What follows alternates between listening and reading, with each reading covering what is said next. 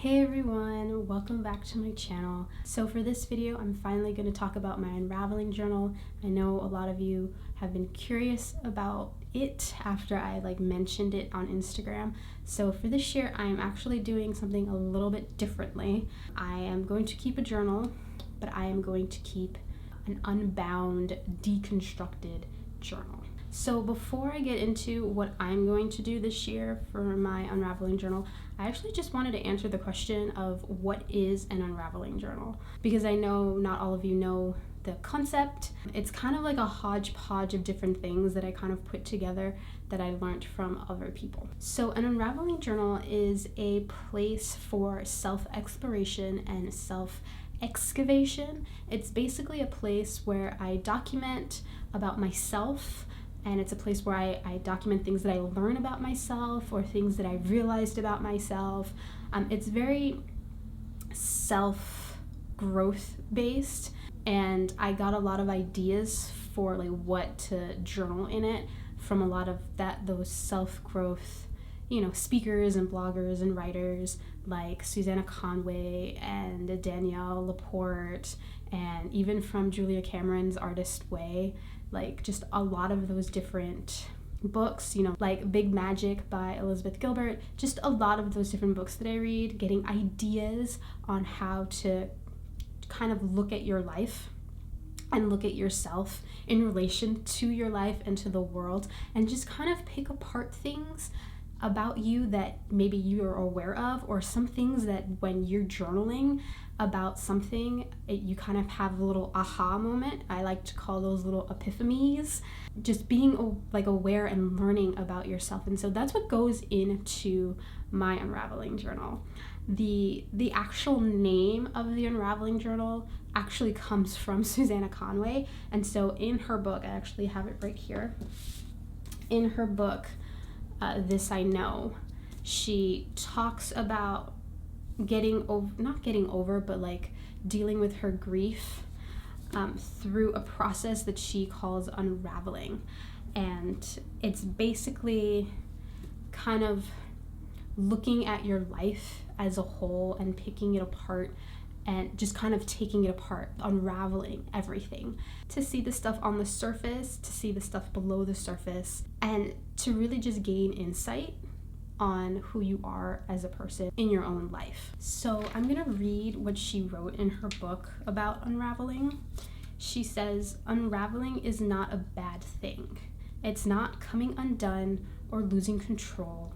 It's letting go in the best possible way, untangling the knots that hold you back, unwrapping the gifts you've hidden for too long, unearthing the potential that's always been there, finally ditching the labels and should-haves, and letting yourself be what you were always meant to be." And so that concept of coming undone, it just really resonated with me. And I've always tried journaling in the traditional sense of just having a notebook and every day going in and journaling, and that has literally never worked for me. I don't know how many of you are like that, but I cannot sit every day and just journal, straight up write in a journal. I've tried it, again, never works. And so I was trying to figure out a way in which I can do that whole self-exploration, or how I like to call it, self-excavation, but just do it in a way that I would keep up with it. And so of course, I have to do it in a creative way. I have to get creative with it and play with my art supplies, play with my scrapbooking paper, play with all of the vintage papers that I have. And so what I ended up doing is creating what I call an Unraveling Journal. Again, taking that concept of unraveling and of course doing it in a journal. And so what I did was I created a journal, and it was sort of kind of like how I make my junk journals, and I had fun with it.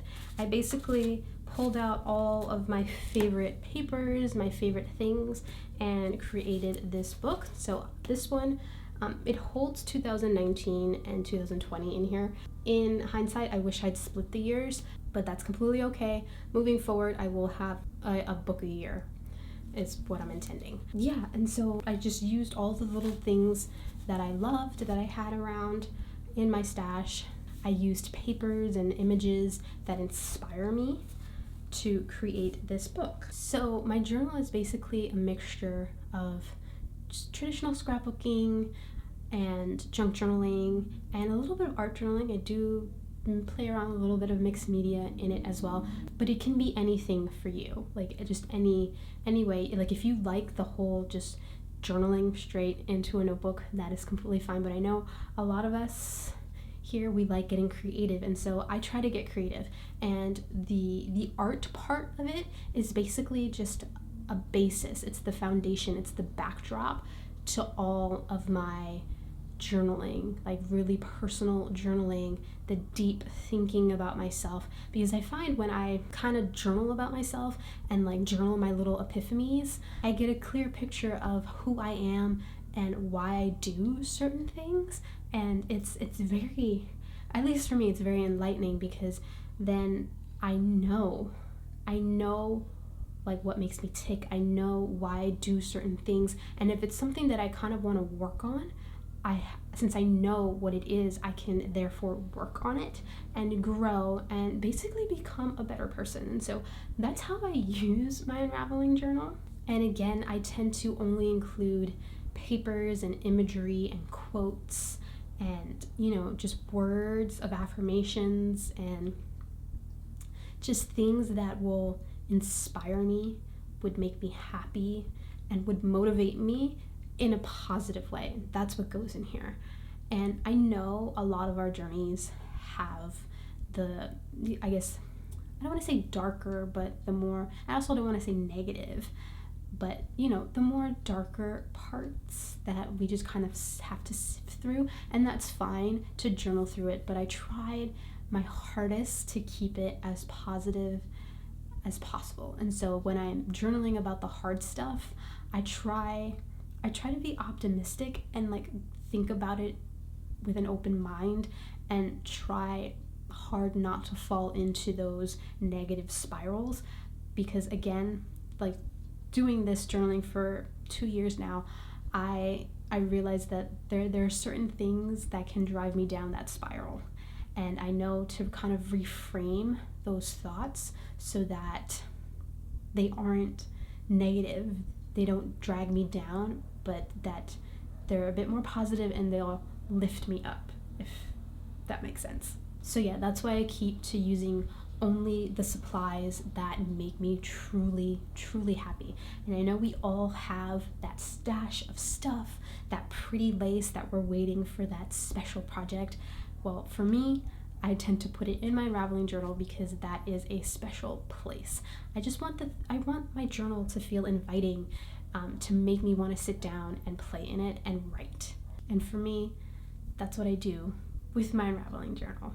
So you can basically keep an Unraveling Journal in like any type of journal.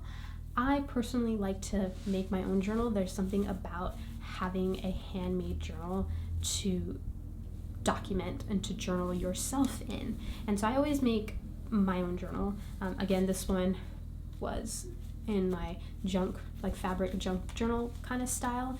This year I'm doing something a little different, which I'll talk about at the end of this video. But yeah, you can use any journal that you feel comfortable in. If you want to make your own journal, I highly recommend it. But yeah, it can be whatever you want. And so how I normally start my journal is I always set the intention for it. And so you know how we all set a guiding word for the year, or how Ali Edwards calls it a one little word?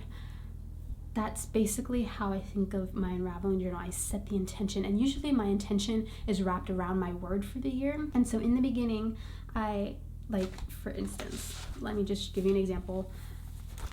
In 2019, my word was bloom, and so I set my journal up with my word in mind because I knew that the word was going to encompass my intentions for the year. And so that is how I began my journal. Now, normally I begin most of my journals, art journals, junk journals, any type of journal, with some sort of introduction, or how Ellie Edwards puts it, my reason why. I know that's more for December daily, but I take it through every journal. What is my reason why for this journal? And I don't know if you're like me, but I think of my journals as little books. They're little chapters of my life.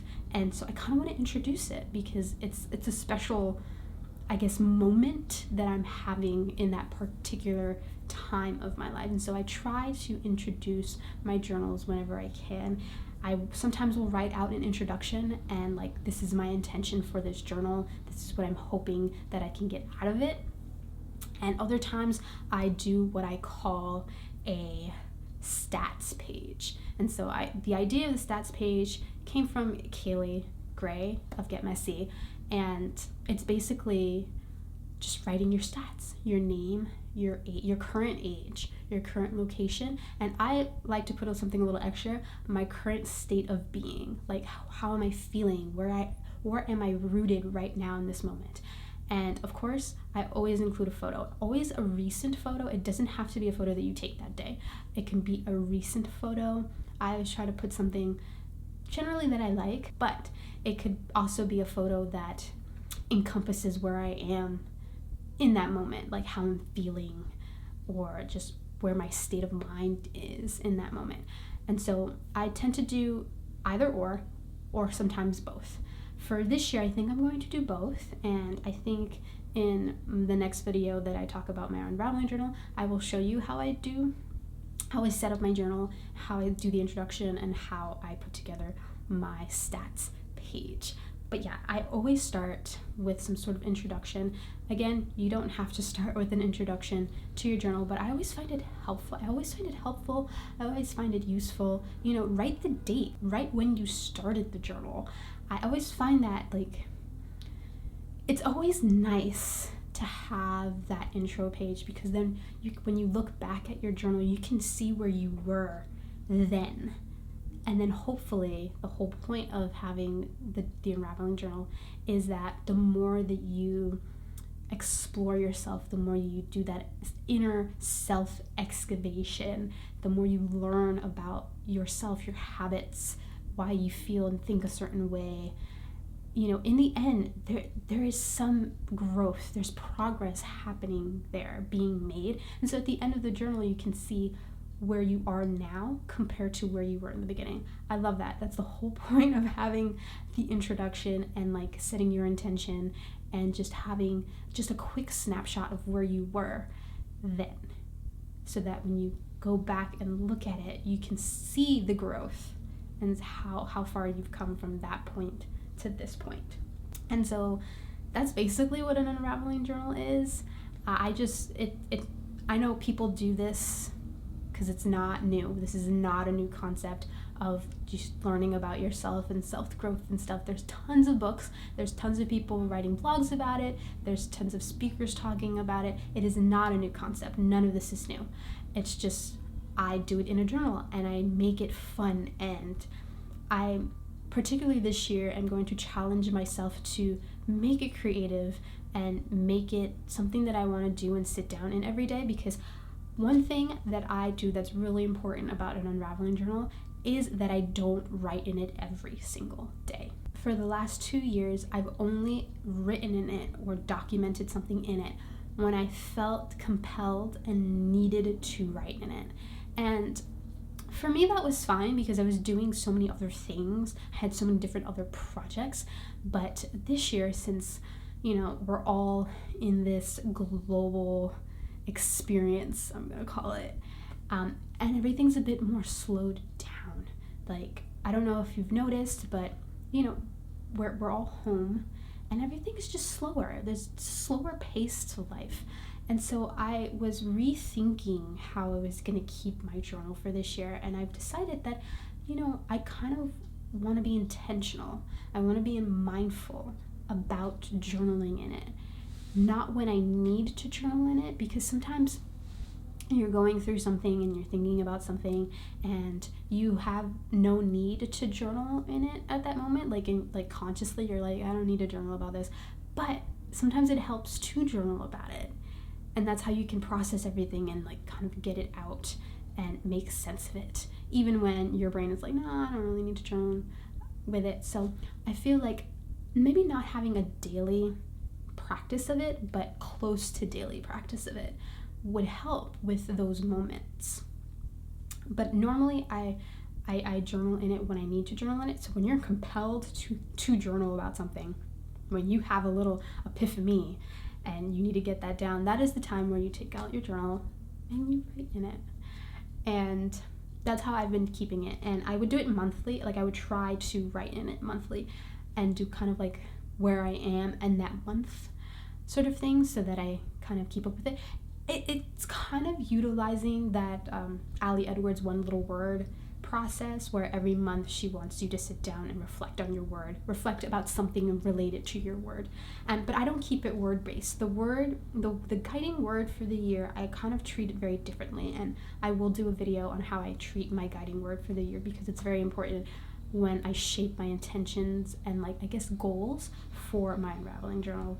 But I don't do it like that. I don't check in with my word every month, but I do basically check in with myself every month and see where I am in my progress and my journey throughout the year. So I am going to try to be a bit more mindful and intentional with journaling in this for this year, because I have the time to do it, and I think it would be very helpful for me personally. Again, you can do it however you want. There's no right or wrong way to keep a journal. There's no right or wrong way to keep an unraveling journal. You can do whatever feels right, feels comfortable, feels doable for you, but I'm just sharing how I'm doing mine, so maybe that you can get some sort of idea on how you can approach this if this is something that you want to approach. And so another thing that I keep in my unraveling journal, which I started doing I did it a lot in 2019, but it was more of a kind of an experiment thing, and I didn't really think that it would do much for anything. But I was reading The Artist Way by Julia Cameron, and I'm very intrigued about the artist states. I personally can't do morning pages again, because I cannot sit and just journal daily in just a plain book. It's just not how my mind works for anything. And so that is something that it didn't resonate. But the idea of going on artist dates with yourself really resonated. And so I did a lot of artist dates that year, and a lot of it ended up either in my unraveling journal, or I took my unraveling journal with me and journaled while I was on the artist dates. And it was very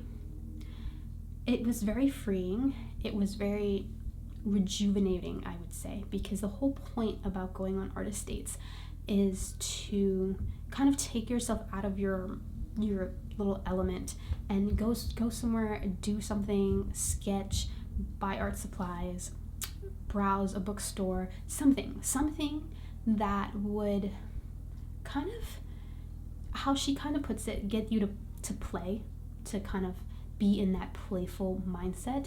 And it's interesting how when you're intentionally seeking the inspiration will come to you.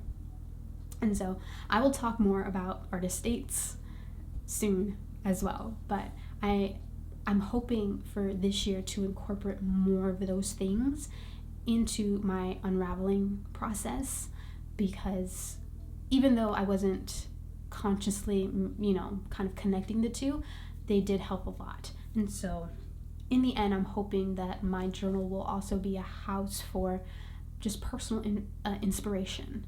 I can look on it and I can, see things about myself, but then also see things that inspire me or kind of drive me to want to create more art, whatever that art is. And so this book is going to be kind of like a hodgepodge of things. It's going to be the whole self-growth, self-exploration, that inner excavation of me. It's going to be a book about me, by me, for me, because I'm also going to just kind of house, quotes that inspire, quotes that motivate, images that inspire, that motivate. I've been exploring a lot with self-portraiture, and so I'm going to have more of me in it. again, I like to use images from magazines and stuff like that, you know, how we all do our junk journals and stuff like that. That's gonna still happen in here, but I kind of want to take it a next step and just add a little bit more of me into it. And so I'm hoping to share more of my process.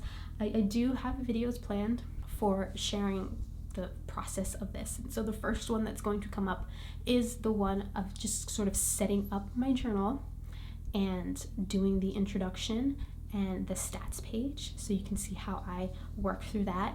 And then another video is going to be about my guiding word for the year. My guiding word for the year is actually a guiding phrase for the year, but I'm going to show you how I go about choosing my word and kind of breaking it down, so that, because I always have supporting words, so breaking it down so that it supports different things that I intend to do or tend to accomplish in the year.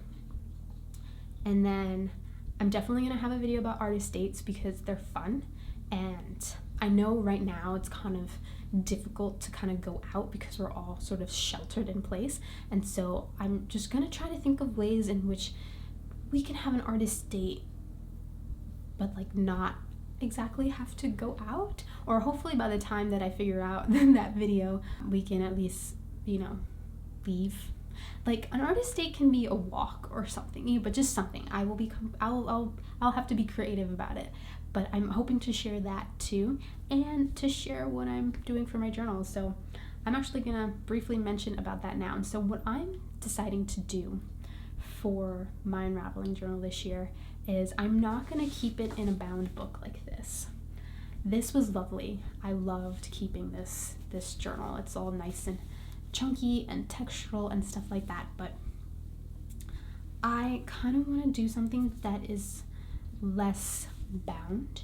And so my guiding word or my guiding phrase for the year is a gentle unfurling, and it means so many things to me, but the basis of it is to unfurl, which is basically another word for unravel, and to be unbound, to be free in a sense, to be untangled. And so I've decided to keep an unbound journal, and I'm calling it a deconstructed journal because I think that's a thing in art journaling and junk journaling, and it's basically going to be loose pages, maybe loose stacks of things, or how Nazi does it, when she does her heirloom envelopes, they're unbound. I mean, that you can easily stick into a journal, but they're unbound and they can be stacked.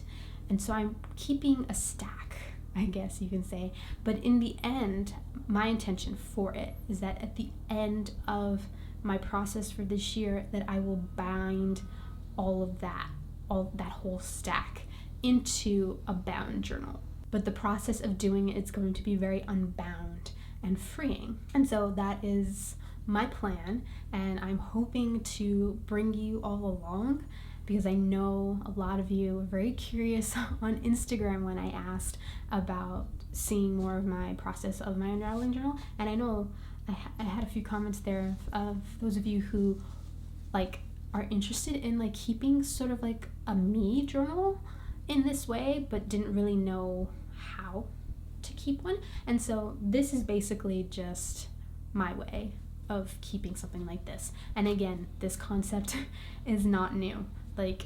I'm pulling from different sources: Susanna Conway, Julia Cameron, Elizabeth Gilbert, Daniel Laporte. I'm just pulling from different people that I've read their books, done workbooks by them, stuff like that, reading their blogs and everything, and just pulling things that resonate with me. So not everything that I would do in my Unraveling Journal probably will resonate with you, but these are just things that I'm taking into my process, because I'm doing the whole one little word thing, but I'm not doing it like Ali Edwards. But that initial idea is hers, what I'm saying? So it's kind of like a hodgepodge of everyone's different ideas, but they're all the same. They're all rooted in the same thing, which is being more self-aware to bring about self-growth, and just kind of prosper, to be a better person, to just be better, and to learn about yourself. And like I said, I find it very really insightful when like I dig into things that, you know, I've always done that maybe I never really understood why I did it. And then once I really sit down and like process it and journal about it, I get those aha moments, those epiphanies, and it's everything begins to click and fall into place. And it's the most wonderful thing in the entire world when just things click and you're like, oh my God. And it just makes sense, because I don't know. I know it's a product of my personality type. I'm an INFJ.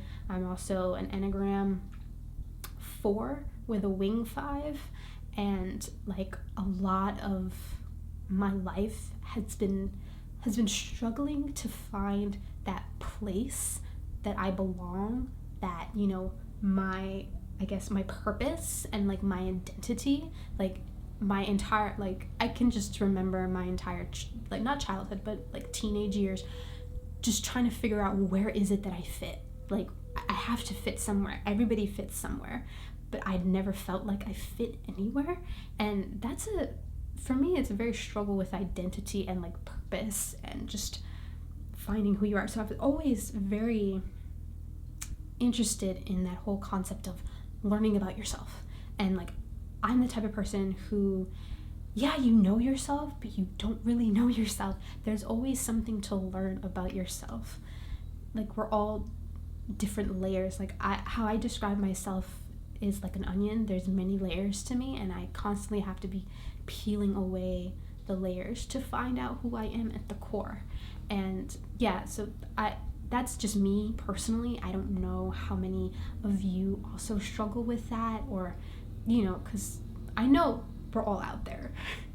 I know there's not just me that goes through this. I know that a lot of people go through this, and so I'm just fascinated by that. And I found that keeping this sort of journal really helps me with that, really kind of helps me shape my identity, or kind of help me figure out where I do belong. And, you know, I'm still looking for my purpose. I don't really know why I'm here, and I know I'm here for something. I just don't quite know what that is yet. And this has just been a very helpful process for me. And this year I'm hoping to take it sort of to the next level.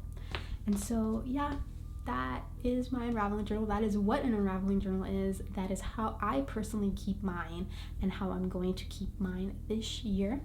I really, really hope that this was helpful for you. I hope I explained it well, and if you have any questions, just leave them in the comments down below and I will get to them.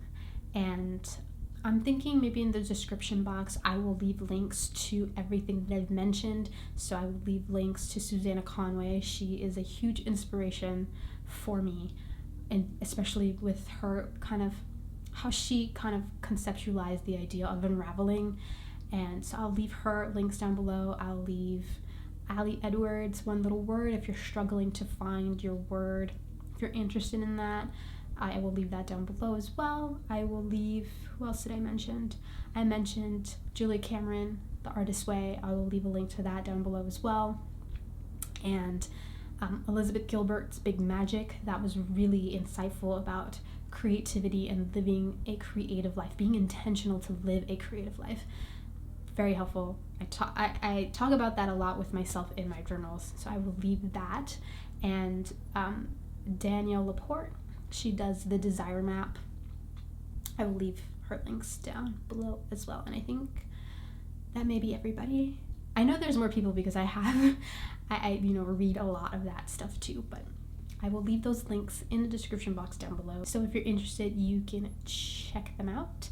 And yeah, again, I really hope this was helpful. I really hope it was inspiring, or has inspired you to create your own journal, and that you're looking forward to seeing me at least start my journal, because this is a very personal process. I don't share a lot, and so I'm picking and choosing what I'm going to share, just to give you all a little bit more insight on how I keep my journal, and so it can inspire you to keep the journal either the same way or in a similar fashion. So yeah, so thank you so much for watching this video. Again, I really hope you enjoyed it.